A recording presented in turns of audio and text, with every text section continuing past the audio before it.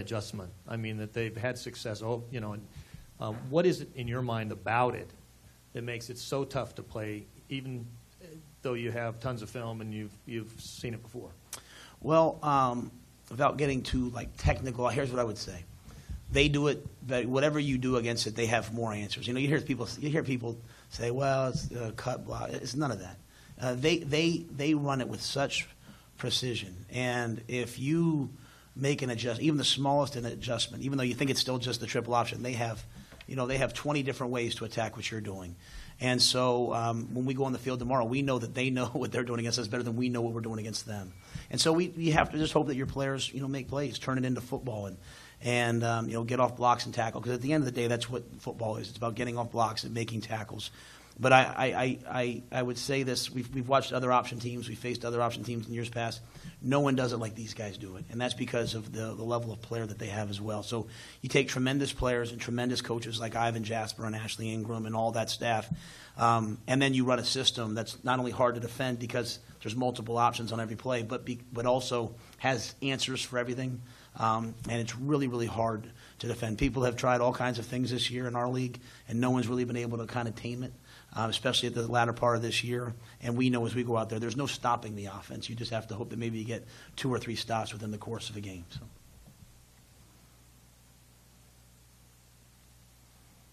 Matt, can we just get an update on your quarterback, Philip Walker, and running back, Rykel Armstead? They're both going to try to play. PJ looks further along than Rockwell does. PJ hasn't obviously been hit or even bumped this week. He hasn't done much. So I would say, he's going to try to play. How limited he is, I don't know. How long he can play, I don't know. That being said, I'm very confident in Logan March. I think he's one thing this has done is he's taken all the reps in practice for the most part this week, and he's looked pretty good. And then with regards to Armstead, we've just tried to bring him along and get him as healthy as we can. He says he's going to give it a try. What that means, we'll have to wait and see. So that's not some vague coaching answer. I mean, they both tell me, Coach, I'm playing. As the coach, I have to make plans based upon what I think is going to happen, and I think they're both going to try, and we'll see, see how well they can play, and how long they can go.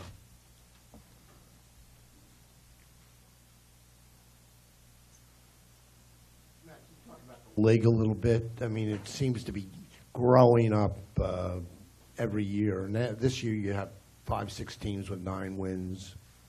Yeah, I could probably go on and on about that because I feel like it's such a strong league.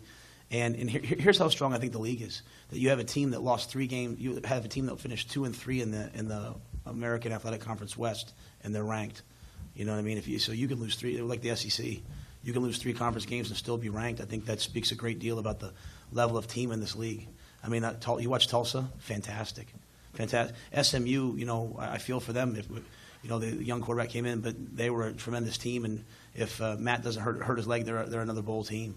South Florida's the best offense we've ever faced, and I'll say for tomorrow. They were just so dynamic. Quentin Flowers, Marlon Mack. I think it's Houston. What a great job that they've done. So I think number one, there are no easy games in the league.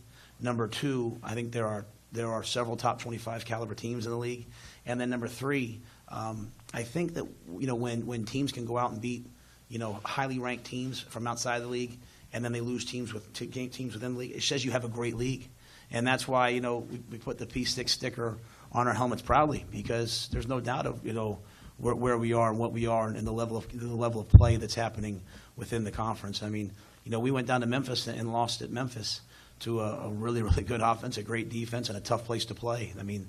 That was really, really hard down there, and there were lots of other games like that. South Florida, going to Central Florida, the job that Scott did this year. There's great teams, and the teams are going to get better and better and better. I watch the recruiting, I watch everything. This league is at a high point right now, and it will only exceed it over the next couple of years.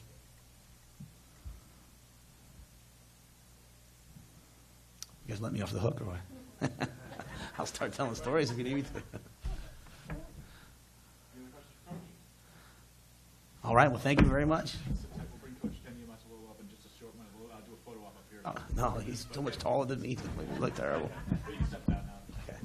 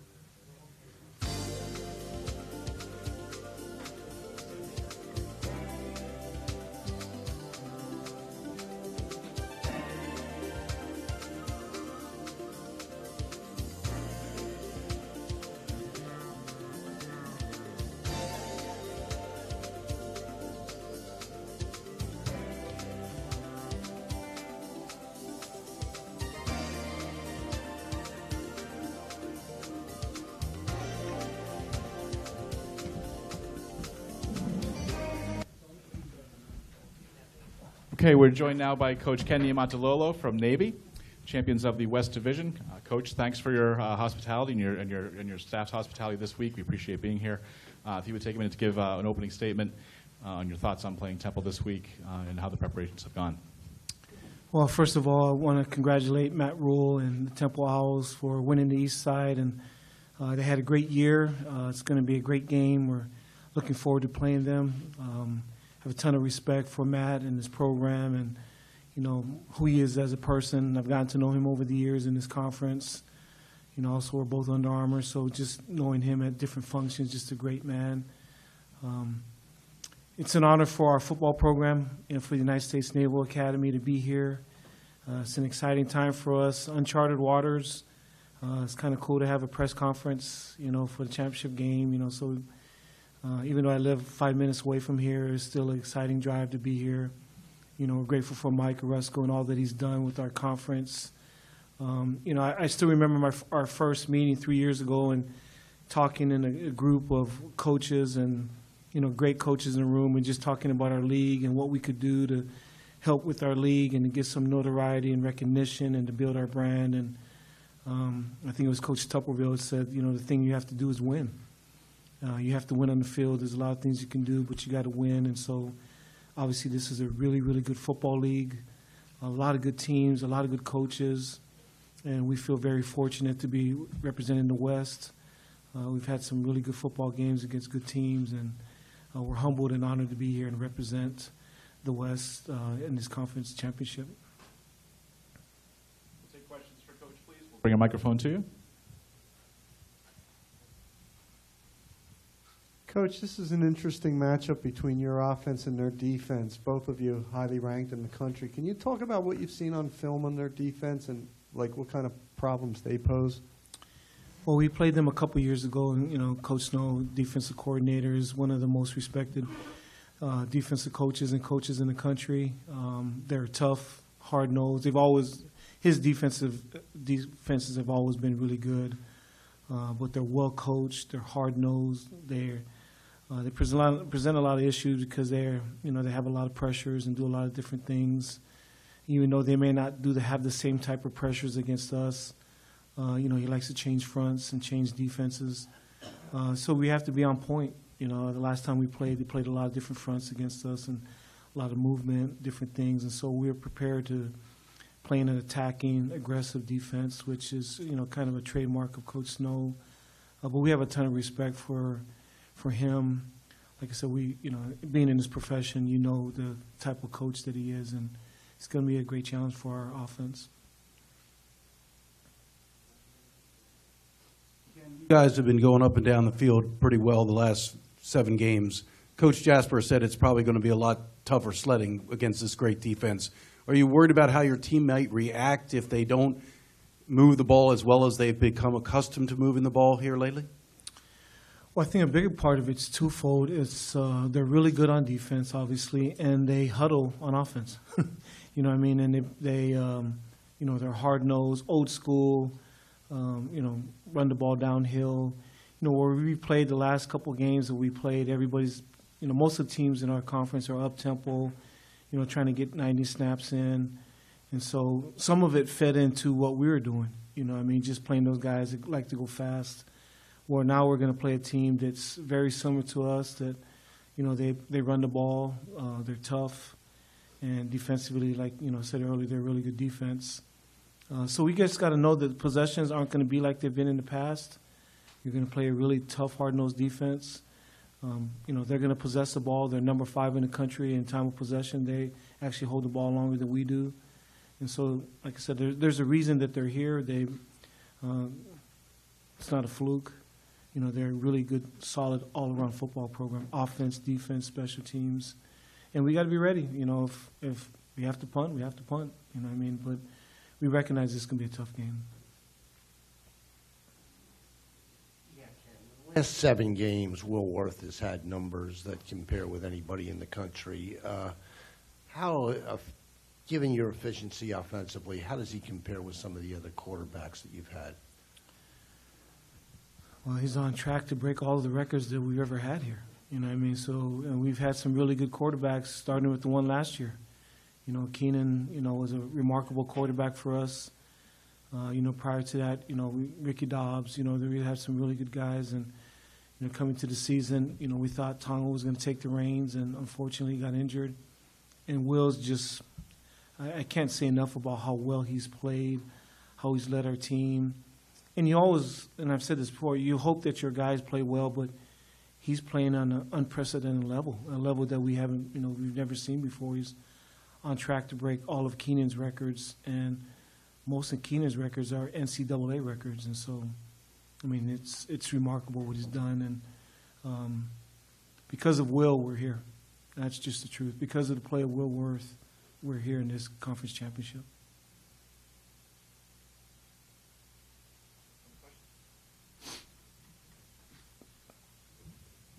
Coach, first off, congratulations on winning the AAC Coach of the Year. Thanks, Pete. Terrific job.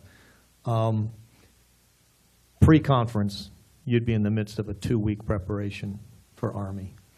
How does this play into that dynamic, having this game in between what used to be a very, very set kind of program you had going into Army Navy? Well, several years ago when, Mr. Gladchuck and myself and the superintendent talked about joining this conference, we were really, really excited about it. We recognized it was a really good league, a lot of good teams. And, as we got into the league and, we talked about the championship, when it would be played, right before the Army-Navy game. We joined the conference to be in this game. I don't think anybody joins the conference to, finish 4th place. You always want to win. And so we had a plan in place to, we planned on being in this game. We planned on being in it last year. So we prepared, for the Army game. And so we've done things during the course of the year. Like most people that get ready for us, do a little bit during the year to get ready for our offense because it's so different. We've had to do the same things to get ready for Army. We have a ton of respect for them. But right now our focus is on this conference championship against a really good team. And so we've spread it out through the whole course of the year, hoping that we would be in this game, and then with 1 week to prepare after, that we'd already done some of the pre-work and done a lot of work to prepare for that game. And so, it was a good problem to have. We talked about it. It's kind of weird preparing for another team when you're getting ready for other people, but we spend a little time every week in getting ready for Army, hoping that we'd be right where we're at today.